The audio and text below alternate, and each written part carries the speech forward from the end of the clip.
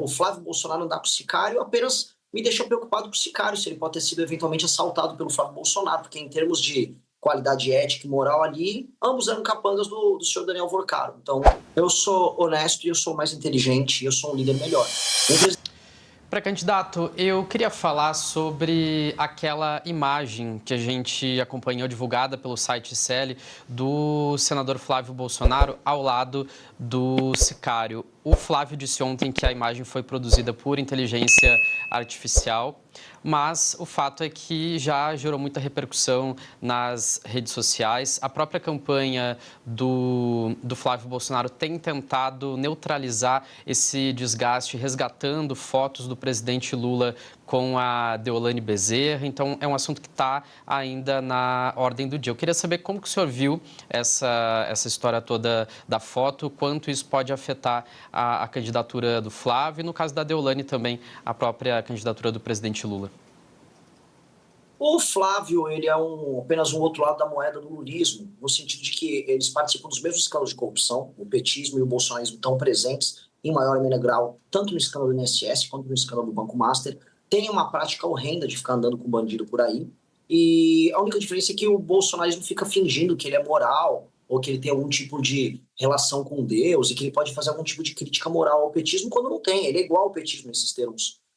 O Flávio Bolsonaro andar com o sicário apenas me deixa preocupado com o sicário, se ele pode ter sido eventualmente assaltado pelo Flávio Bolsonaro, porque em termos de qualidade ética e moral ali, ambos eram capangas do senhor Daniel Vorcaro. Então, acho que apenas, vamos dizer, está referendando o que a gente já sabe sobre o Flávio. Candidato, esses são os dois favoritos para vencerem as eleições presidenciais e para irem para o segundo turno, Flávio Bolsonaro e Lula. Por mais que o senhor diga que os dois são ruins, quem seria, na sua visão, o menos danoso para assumir a presidência da República, caso sejam esses os dois candidatos no segundo turno? Eu não vou entrar numa guerra pensando em perder. Eu peço desculpa se não é a resposta satisfatória que eu estou dando para a tua pergunta, se é uma pergunta precisa, porque eu tenho que derrotar eles. Eu acho inaceitável um país com 200 milhões de habitantes, que o potencial do Brasil está preso nessas duas quadrilhas. São duas quadrilhas.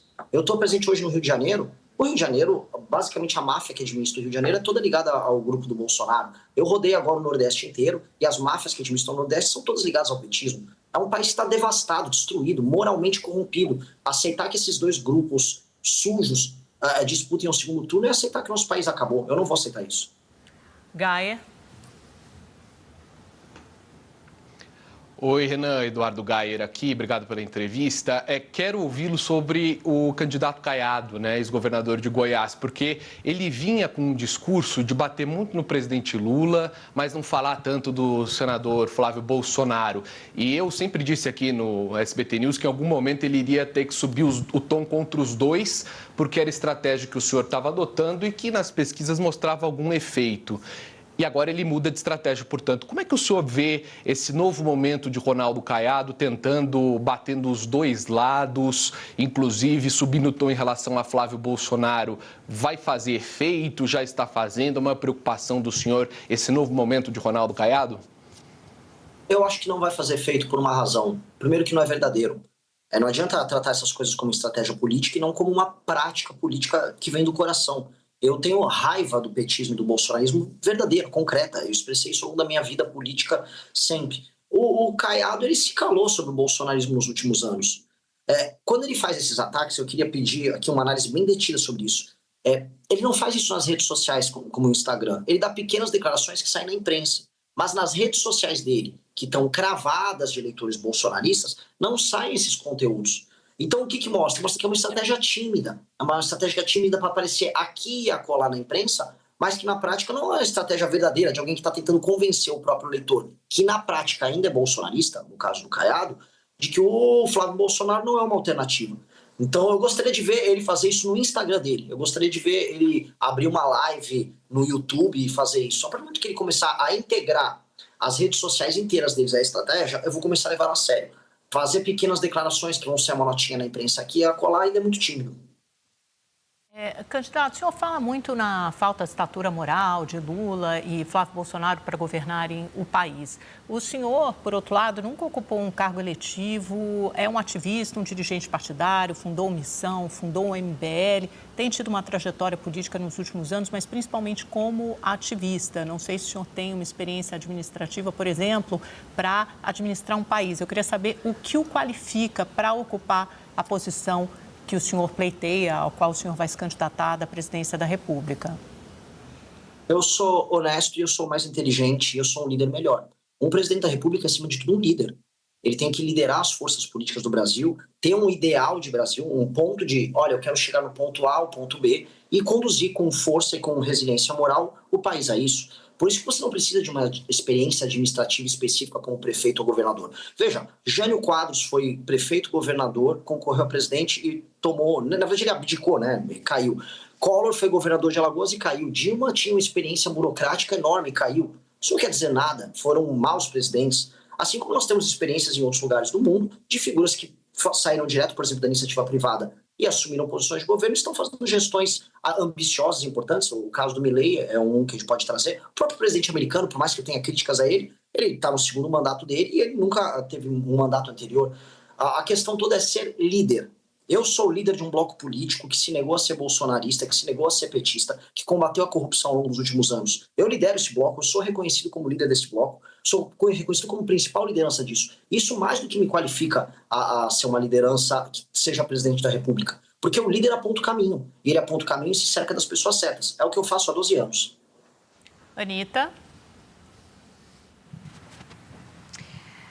Pré-candidato, eu tenho uma pergunta com relação também, agora seguindo entre os presidenciáveis, com relação ao Romeu Zema, porque ele também tem ali uma postura combativa com relação ao petismo e ao bolsonarismo, também é um liberal como o senhor. Eu queria saber qual a sua posição com relação a ele, considerando, é claro, que você já ultrapassou nas pesquisas, mas acredito que parte do eleitorado ainda esteja aí na dúvida entre você e ao Romeu Zema. E uma segunda pergunta, eu vou aproveitar também para perguntar, pré-candidato, o que você sente quando um eleitor bolsonarista diz que você é de esquerda? Vou começar pelo final. Eu acho engraçado só, né? Acho que os eleitores que dizem isso, em geral são eleitores mais velhos do bolsonarismo, eles acham que você ser de direita, ou você ser conservador, ou você amar o Brasil é gostar do Bolsonaro. É uma coisa muito simplória, né? E depois essas pessoas querem criticar até o eleitor do Lula, que apenas ama o Lula. Eu acho que é uma discussão inútil com essas pessoas, porque são pessoas que já estão fanatizadas. Elas são um percentual pequeno do eleitor, não dá nem 10% do próprio eleitorado geral. Com relação ao Zema, eu não tenho muita opinião a dar para o Zema. Eu acho que o Zema está muito desaparecido no processo eleitoral. Ele tentou ter opiniões mais duras sobre o Flávio Bolsonaro, aí ele apanhou dos próprios membros do partido. E aí eu volto para a pergunta anterior que tinha sido colocada, uma boa pergunta, sobre ser líder. O Zema não é líder nem do próprio partido político dele. O Caiado não é líder nem do próprio partido político dele. O Zema apanhou por ter uma posição anti-Flávio no Novo. O Caiado é do grupo político do Kassab, que no fundo vai querer se aliar ao Lula em algum momento na eleição. O Flávio Bolsonaro toma bronca até da esposa dele. Os únicos líderes que vão disputar a eleição sou eu e o Lula. Por isso que eu e o Lula temos que ir ao segundo turno e eu vou derrotar o Lula lá. Candidato, só dando sequência à pergunta da Anitta, como é que o senhor se define no espectro político partidário, também suas visões de mundo na área de costumes e também econômica?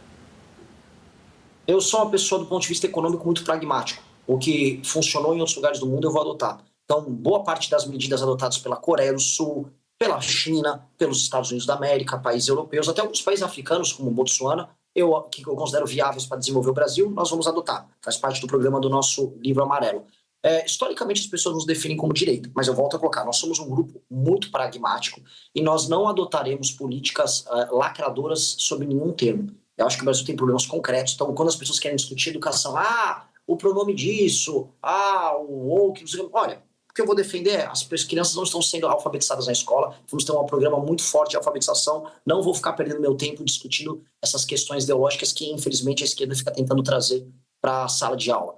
Renan, o que você pensa em termos de política externa? O que for bom para o Brasil? Não vou ter alinhamento automático com nenhuma nação, vou fazer o que funcione e que seja bom para o Brasil. Nesse sentido, eu sou um nacionalista e sou uma pessoa muito otimista sobre o nosso futuro. Mas volto a colocar, não dá para ficar preso em caixinha. Eu vou trazer o que funciona. Se funcionou na China e cabe nos nossos princípios, vai funcionar no Brasil. Se funcionar nos Estados Unidos e cabe nos nossos princípios, vai funcionar no Brasil. Mas o senhor não está sendo muito genérico? O senhor consegue ser mais específico? Quando o senhor fala programas bem-sucedidos adotados na China, nos Estados Unidos, na África, isso é muito amplo, né? Por exemplo, na economia, a gente tem uma trajetória explosiva da dívida pública, aumentou 10 pontos percentuais nesse governo. Onde é que o senhor vai cortar? Eu sou mais específico nesses temas. Na verdade, se você me der tempo de entrevista, eu sei que é curto tempo, mas eu posso entrar proposta a proposta sobre todas elas. Na parte da dívida e na parte fiscal.